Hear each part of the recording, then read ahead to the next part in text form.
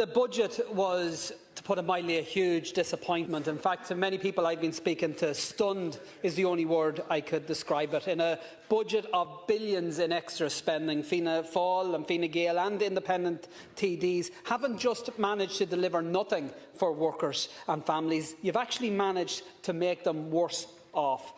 Ordinary households kicked in the teeth in your hope that they'll forget about it in the next election. My hope is that that game is over for such cynical politics.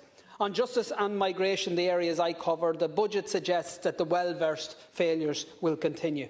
Once again, there is a commitment to hiring an extra 1,000 Gardaí, just as there was in previous budgets, but just as previously, that target is set to be missed.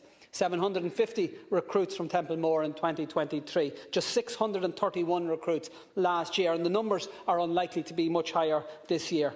The Minister says that the most important thing is getting people to apply to join the Gardaí, but the reality is that high-profile recruitment campaigns have made virtually no difference to the overall numbers of Gardaí. Large numbers of people do apply to join, but it's not translating into increases in the overall number of Gardaí. So rather than action to tackle the recruitment and retention crisis, in this budget there's actually a 13% increase in the Garda overtime allocation, despite serious concerns already about the existing dependence on overtime to deliver routine policing services. So a number of things clearly need to be done. The training allowance must be increased to the level of the minimum wage, as Sinn Féin outlined in our alternative budget.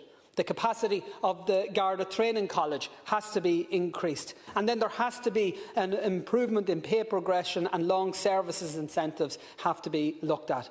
On asylum policy, government are again set to spend obscene amounts of taxpayers' money on a dysfunctional system, enriching a new crony class.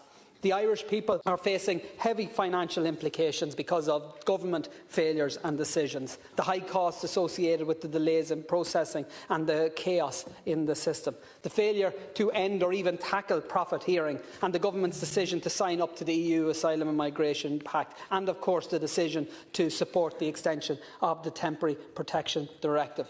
So there's clearly a very long way to go to sort out the mess, to crack down on profiteering and bring costs under control, but apparently there's no recognition of that among government ministers. And the difficulty is, if we're going to tackle this, that the budget announced yesterday isn't even a good start.